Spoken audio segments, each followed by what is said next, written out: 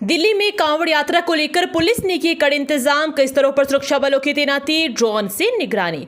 दक्षिण पश्चिम जिला पुलिस ने कांवड़ यात्रा के मद्देनजर व्यापक सुरक्षा और यातायात बंदोबस्त किए हैं। श्रद्धालुओं की सुरक्षित निकालने के लिए पुलिस ने कई स्तरों पर तैयारियां की हैं। जिला प्रशासन ने ट्रैफिक पुलिस और अन्य विभागों के साथ मिलकर इसकी तैयारियां की हैं। पुलिस उपायुक्त अमित गोयल ने बताया कि कांवड़ यात्रा के मद्देनजर पुलिस ने सुरक्षा व्यवस्था को चाक चौबंद कर दिया है। कांवड़ियों के आने के मार्ग व कांवड़ शिविरों के आसपास पुलिस कर्मियों की तैनाती की गई है। प्रमुख मार्गों, कांवड़ शिविरों और संवेदनशील इलाकों में सादे कपड़ों में भी पुलिस कर्मी तैनात किए गए हैं। 51 की हुई सीएम रेखा, पीएम ने भेजा संदेश, जाने छात्र राजनीति से सीएम बनने तक का सफर। आज दिल्ली की मुख्यमंत्री रेखा गुप्ता का जन्मदिन है। इस खास मौके पर मुख्यमंत्री हरियाणा स्थित अपने पैतृक गांव नंदगढ़ गई है। सीएम रेखा अपना 51वां जन्मदिन मना रही है। पीएम नरेंद्र मोदी से लेकर कई मुख्यमंत्रियों, केंद्रीय मंत्रियों और भाजपा के नेताओं ने जन्मदिन की शुभकामनाएं दी है। स्कूलों को बम की धमकी देने वाले ने ईमेल से लिखा, नमस्ते, मैं आपको बताना चाहता हूं कि दिल्ली में स्कूलों को बम से उड़ाने की धमकियों का सिलसिला जारी है। दिल्ली में लगातार चौथे दिन 45 स्कूलों और 3 कॉलेजों को शुक्रवार को ईमेल से बम से उड़ाने की फर्जी धमकियां मिली। इससे बाद छात्रों और अभिभावकों में दहशत फैल गई। धमकियों की सूचना पाते ही पुलिस, बम निरोधक और डॉग स्क्वाड और अग्निशमन विभाग स्कूल व कॉलेजों की ओर रवाना हुए। वहीं गुरुग्राम के सेक्टर 40 स्थित HHV ग्लोबल स्कूल को बम चुराने की धमकी भरा ईमेल मिला। स्कूल प्रशासन ने बृहस्पतिवार रात करीब 9:30 बजे यह मेल देखा। मेल में विस्फोटक को अलग अलग क्लासरूम में काले पॉलिथीन में रखने की बात कही गई है। पुलिस ने एक एक क्लासरूम को खाली कराकर जांच की, लेकिन कुछ भी संदिग्ध नहीं मिला। दिल्ली में कचरा बड़ी समस्या, तेज रोज निकालने वाले कूड़े का निपटान है चुनौती, दशकों से हैं भरे। राजधानी में तीव्र शहरीकरण और बढ़ती जनसंख्या के बीच MCD कूड़ा प्रबंधन की चुनौती का सामना कर रही है।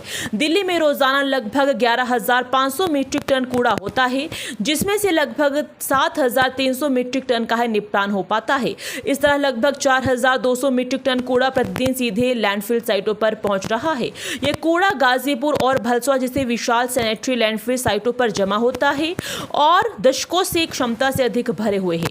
इस लैंडफिल साइटों पर कूड़े के ऊंचे पहाड़ न केवल दिल्ली के शहरी प्रदेश का एक बदसूरत दाग है, बल्कि वायु और जल प्रदूषण, भूजल संदूषण और मीथेन जैसे ग्रीन हाउस गैसों के उत्सर्जन का एक प्रमुख स्रोत भी है।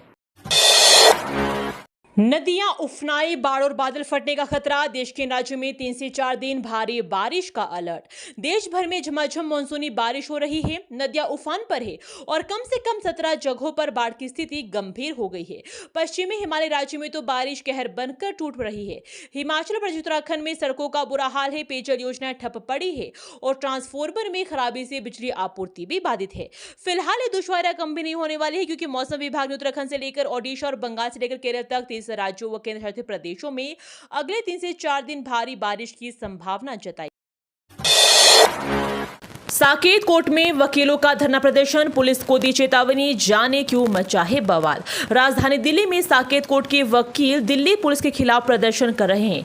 कोर्ट परिसर में दिल्ली पुलिस के एक सब इंस्पेक्टर पर कथित हमले के मामले में FIR दर्ज होने के विरोध में प्रदर्शन किया गया। कोर्ट के बाहर भारी पुलिस बल को तैनात किया गया है। मिली जानकारी के मुताबिक अदालत अधिकारियों ने सुरक्षा स्थिति का जायजा लेने के दौरान कोर्ट परिसर के बाहर बड़ी संख्या में पुलिसकर्मी तैनात किए हैं। प्रदर्शन में शामिल साकेत कोर्ट के सचिव अनिल बसोया ने कहा कि हम हड़ताल नहीं चाहते, लेकिन हम ऐसा इसलिए कह रहे हैं क्योंकि हमारे साथ अन्याय हो रहा है। झाड़ियों से होकर प्लेटफॉर्म तक पहुंच रहे यात्री, पीने के पानी की व्यवस्था नहीं, शौचालयों में गंदगी। यमुना पार के विवेक विहार रेलवे स्टेशन की अनदेखी इस कदर हो रही है कि प्लेटफॉर्म से लेकर परिसर तक बड़ी बड़ी घास, कांटेदार पौधे और खरपतवार उग गई है। इस वजह से यात्रियों को प्लेटफॉर्म खोजने में परेशानी होती है। यहाँ से गाजियाबाद, कानपुर, मथुरा, ऋषिकेश और अन्य कई मार्गों के लिए 40 ट्रेनें रुकती है। उमस भरी गर्मी से निपटने के लिए महज 2 पंखे लगे हैं। शौचालय इस कदर गंदे हैं कि उबकाई आ जाए। हजारों यात्री यहां से आवागमन करते हैं और इसके बावजूद स्टेशन पर विभाग की नजर इनायत का इंतजार है। स्नातक में दाखिले के लिए कॉलेजों में सीट आवंटन आज, सीट स्वीकार करें, अपग्रेड का विकल्प भी मौजूद। दिल्ली विश्वविद्यालय के 69 कॉलेजों में उपलब्ध 79 स्नातक कॉलेजेस की 71,624 सीटों पर शैक्षणिक स्तर 2025-26 में दाखिले के लिए पहला सीट आवंटन होगा। छात्रों के डैशबोर्ड पर शाम 5 बजे और सीट आवंटन कर दी जाएगी। डीओ प्रशासन ने बताया कि छात्रों को आवंटित सीट को स्वीकार करना ही होगा। सीट आवंटन से संतुष्ट नहीं होने पर वे अपग्रेड का विकल्प ले सकते हैं। 21 जुलाई शाम 4:59 का तक सीट को स्वीकार किया जा सकेगा। स्वीकार नहीं करने पर वह कॉमन सीट एलोकेशन सिस्टम से बाहर हो जाएंगे और दाखिला नहीं हो पाएंगे। पटना मोतिहारी से दिल्ली के लिए नई अमृत भारत ट्रेन शुरू, पीएम मोदी ने दिखाई हरी झंडी। प्रधानमंत्री नरेंद्र मोदी ने शनिवार को बिहार के मोतिहारी से 4 नई अमृत भारत एक्सप्रेस ट्रेनों को हरी झंडी दिखाकर रवाना किया। इनमें से 2 ट्रेनें पटना और मोतिहारी से दिल्ली तक चलाई गई है। ये ट्रेनें दिल्ली और बिहार के बीच यात्रियों को आधुनिक, तेज और सुविधाजनक सफर का अनुभव देगी। राजेंद्र नगर पटना से नई दिल्ली तक चलने वाली अमृत भारत एक्सप्रेस के स्वागत कार्यक्रम गाजियाबाद रेलवे स्टेशन पर सुबह 2:15 पर और नई दिल्ली रेलवे स्टेशन पर सुबह 3:30 पर आयोजित किए जाएंगे। वहीं बापू धाम मोतिहारी से आनंद विहार टर्मिनल तक की अमृत भारत एक्सप्रेस गाजियाबाद सुबह 8:15 बजे और आनंद विहार टर्मिनल पर सुबह 9:30 बजे पहुंचेगी। गोलगप्पे बेचने वाले के सीने में घोंपा चाकू, सीसीटीवी में दिखे नाबालिग, तमाशबीन बने रहे लोग। सुल्तानपुर इलाके में लूटपाट का विरोध करने पर नाबालिगों ने गोलगप्पे की रेहड़ी लगाने वाले युवक पर चाकू से ताबड़तोड़ हमला कर दिया। पीड़ित की पहचान एक्स ब्लॉक मंगोलपुरी निवासी धीरेन्द्र उर्फ धीरा 19 वर्षीय के रूप में हुई है। हमले के दौरान चाकू उसके सीने के बाईं ओर फंस गया। उसे पास के अस्पताल में ले जाया गया, जहां से उसे सफदरजंग अस्पताल में रेफर कर दिया गया है। पुलिस ने हत्या का प्रयास का मामला दर्ज कर वारदात में शामिल 4 नाबालिगों को पकड़ लिया है। बाहरी जिला पुलिस उपायुक्त सचिन शर्मा ने बताया कि 17 जुलाई दोपहर 3:15 बजे सुल्तानपुरी थाना पुलिस को बी ब्लॉक में वारदात की जानकारी मिली। यमुना की सफाई के लिए मास्टर प्लान तैयार, दिल्ली, हरियाणा और यूपी मिलकर करेंगे काम, लिए गए ये फैसले। दिल्ली की यमुना नदी को साफ करने के लिए केंद्र सरकार ने बड़ा कदम उठाया है। केंद्रीय गृह मंत्री अमित शाह ने नदी को साफ करने के लिए एक व्यापक अभियान चलाया है। इस अभियान में केंद्र सरकार, उत्तर प्रदेश, हरियाणा और दिल्ली एक साथ मिलकर काम करेंगे। योजना में दिल्ली, हरियाणा और उत्तर प्रदेश तीनों राज्यों को शामिल किया गया है। हरियाणा और उत्तर प्रदेश से आने वाले गंदे पानी और कारखानों के कचरे से दिल्ली में यमुना नदी गंदी होती है, इसलिए इन राज्यों में भी नदी को साफ करने का काम किया जाएगा। दिल्ली नहीं, हरियाणा के इस गांव में आज अपना जन्मदिन मनाएगी सीएम रेखा गुप्ता, पढ़िए कैसी है तैयारी। जुलाना क्षेत्र के नंदगढ़ गांव में शनिवार को दिल्ली की सीएम रेखा गुप्ता का जन्मदिन मनाया जाएगा। इस दौरान प्रदेश के मुख्यमंत्री नायब सिंह सैनी भी होंगे। दोनों मुख्यमंत्रियों को चूरमा और खीर खिलाई जाएगी। दिल्ली और हरियाणा के सीएम एक साथ मिलकर कार्यक्रम को लेकर तैयारियां पूरी कर ली गई है।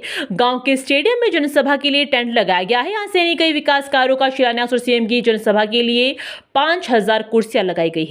3 मंच बनाए गए हैं, 2 मंच वीआईपी के लिए और 1 मंच पर कलाकार अपनी प्रस्तुति देंगे। करावल नगर में जल्द खत्म होगा बिजली संकट, क्षेत्र में लगेंगे नए ट्रांसफॉर्मर। उत्तर पूर्वी दिल्ली के करावल नगर विधानसभा क्षेत्र के लोगों को बड़ी राहत मिलने वाली है। अब यहां ज्यादा से ज्यादा घरों में बिजली के मीटर लग सकेंगे। करावल नगर से विधायक और दिल्ली सरकार में कैबिनेट मंत्री कपिल मिश्रा ने कल दिल्ली सचिवालय में BSES के सर्कल व डिवीजन अधिकारियों के साथ मीटिंग कर क्षेत्र में नए ट्रांसफॉर्मर लगाने और ज्यादा से ज्यादा नए बिजली का कनेक्शन देने का निर्देश दिया है। दिल्ली सरकार 1 अगस्त से चलाएगी स्वच्छता अभियान, जाने क्या बोले शिक्षा मंत्री आशीष सूद। दिल्ली के शिक्षा मंत्री आशीष सूद ने बताया कि दिल्ली सरकार 1 अगस्त से 1 महीने का स्वच्छता अभियान शुरू करेगी, जिसमें स्कूलों, रेजिडेंट वेलफेयर स्टेशन और सामुदायिक समूह की सक्रिय भागीदारी होगी। एक बयान के अनुसार शुक्रवार को सचिवालय में सूद की अध्यक्षता में हुई एक उच्च स्तरीय बैठक में इस बड़े अभियान की तैयारी की समीक्षा की गई। शिक्षा एवं शहरी विकास मंत्री सूद ने कहा कि अभियान प्रधानमंत्री नरेंद्र मोदी के आह्वान पर शुरू किया गया है।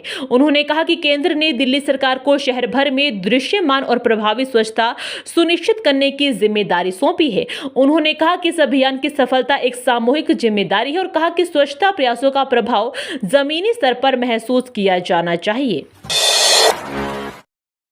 युद्ध स्तर पर यमुना की सफाई फिर भी 4000 गुना ज्यादा बढ़ा बैक्टीरिया लेवल, रिपोर्ट देख चौंक जाएंगे आप। दिल्ली में 27 साल बाद सत्ता में लौटी भाजपा सरकार ने पूरे जोर शोर के साथ यमुना की सफाई का काम शुरू किया था। इसके बावजूद 17 जुलाई को सामने आई दिल्ली प्रदूषण नियंत्रण समिति की रिपोर्ट में प्रदूषण के आंकड़े चौंकाने वाले हैं। इस रिपोर्ट में बताया गया कि यमुना नदी में बैक्टीरिया लेवल 4000 गुना ज्यादा हो गया है। इस बीच पिछले एक महीने से दिल्ली की वायु गुणवत्ता में सुधार जरूर हुआ, लेकिन प्रदूषण अभी खत्म नहीं हुआ है। ऑपरेशन सिंदूर में भारत की प्रतिक्रिया संतुलित व आतंकी ढांचे की निशाना बनाने वाली रही। बिरला लोकसभा अध्यक्ष ओम बिरला ने कहा कि पाकिस्तान ने अपनी धरती पर मौजूद आतंकी ढांचे के खिलाफ कार्रवाई नहीं करने के कारण भारत ने अपनी संप्रभुता का प्रयोग करते हुए उसे जवाब दिया। उन्होंने कहा कि ऑपरेशन सिंदूर भारत की प्रतिक्रिया संतुलित, उकसावे से रहित और केवल आतंकवादी ढांचे को नष्ट करने तथा खतरों को समाप्त करने पर केंद्रित थी। दिल्ली से गुरुग्राम 30 मिनट में जाम से राहत दिलाएगी दिल्ली सरकार की 2 बड़ी परियोजनाएं। जल्द ही दिल्ली और गुरुग्राम के बीच यात्रा करने वालों को रोजाना लगने वाले जाम से बड़ी राहत मिल सकती है।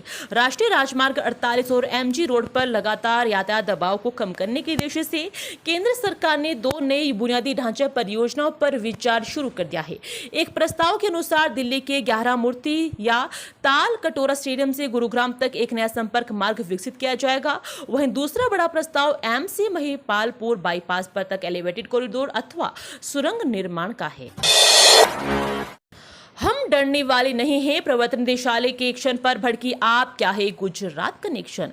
राष्ट्रीय राजधानी दिल्ली में आम आदमी पार्टी के नेताओं पर एक बार फिर ईडी ने कार्रवाई की प्रक्रिया तेज कर दी है। ईडी ने दिल्ली में आप सरकार के कार्यकाल के दौरान सामने आए 3 अलग अलग मामलों में कथित भ्रष्टाचार को लेकर केस दर्ज कर जांच शुरू कर दी है। इन मामलों में पूर्व स्वास्थ्य मंत्री सौरभ भारद्वाज और पूर्व मंत्री सत्येंद्र जैन की भूमिका की जांच की जा रही है। माना जा रहा है कि ईडी जल्द इन दोनों नेताओं से पूछताछ शुरू कर सकती है। दूसरी ओर ईडी की इस कार्रवाई पर आम आदमी पार्टी ने अपना पक्ष सामने रखा है।